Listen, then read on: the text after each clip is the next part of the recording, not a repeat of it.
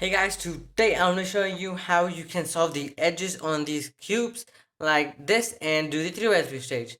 So let's get on to the video.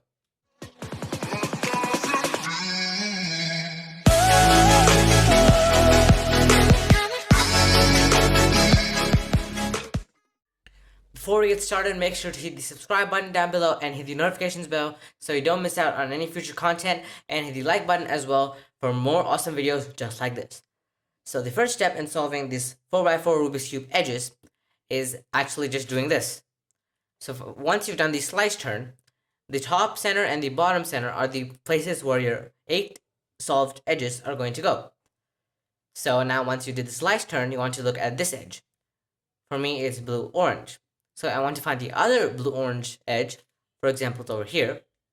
But if let's say it's back here, then you can just take it out and that'll be on top layer. So then you can just insert it like this, where when you will pair it, if you just do another slice turn, you can just pair it together. And then you can, let me show another case. So let's insert it into the back, like so. So if I pair it like this, don't worry about the centers, it'll get solved at the end if you don't do any stupid things. So after you've done this, you want to insert it into the top layer and put any unsolved edge into the middle layer. Then you want to see this edge, so red, white for me. Then you want to check on the top layer. It's not there. Then you want to check around the cube. It's not there. Then I want to flip the cube over and then check in these. So where is it? Yeah, over here. So then you just want to insert it like so. So whether you can one slice can pair them together like this. And then you can just take it out. Done. Next, this edge, green, orange. So green, orange is over here. So you can just insert it and then slice and then pair and then put it up. So what I recommend doing is keeping all first 4 solved edges on one layer, then flipping the cube over and doing on the other layer. So it is faster in timing, and when you solve these, then you don't have to look over here anymore. So then let's look at this edge, which is green, red. Where is it? It's here.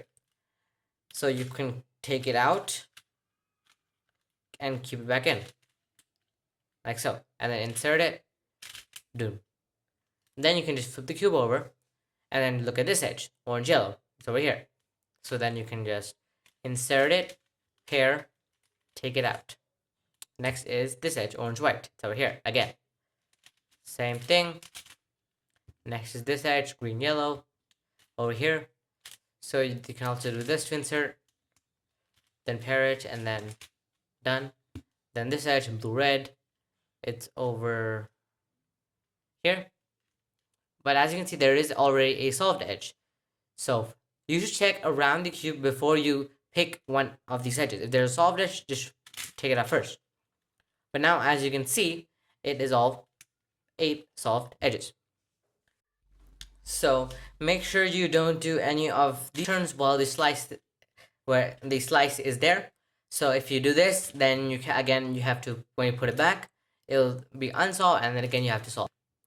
So make sure you don't do that. Now for the last 4 edges. The last 4 edges are a bit complicated, but mostly the same to the previous one. So first you want to insert a edge that is solved into the back left, like this. So they're solved there. Then you want to look at this edge, blue-red, and then blue-red, you want to insert it over here. And there should be an unsolved edge, so then you can just move it, pair the blue-red. Then you can just insert the unsolved edge and then put it back. And as you can see, it does save these. And for me, there's only 2 left, but if there's 3 left for you, then just do the same thing again. So now for the last two. The last two, if it's like this, where one edge you can slice and pair it, then you want to do the flipping algorithm, or the reverse of it. So the flipping algorithm is this: R, U, R prime, F, R prime, F prime, R. So as you can see, it flips these 2 edges, but it also does other stuff on the cube, which you will see if you do on the 2 edge. So another alternative to this is R prime, F prime, R, F, to take it out like this, and then insert it with R, U prime, R prime. So just sledgehammer and then insert. Then when these are next to each other, both of them, then you can do a wide U prime, flipping algorithm, and then wide U. As you can see, all of the edges are solved. So now is the easiest stage of all, the 3x3 stage. And if you do not know how to solve a 3x3, I don't not even know why you're watching this. So make sure to know how to solve a 3x3. The card is going to be up here, and then the link is going to be in the description down below.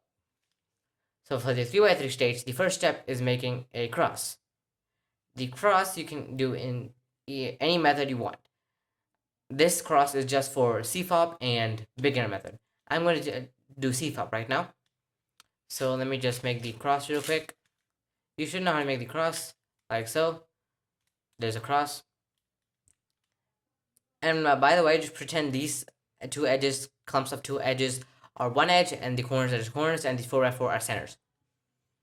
Then I can just make a pair like so, and then I can just insert like this. After that, I can just do that. After that, there's this.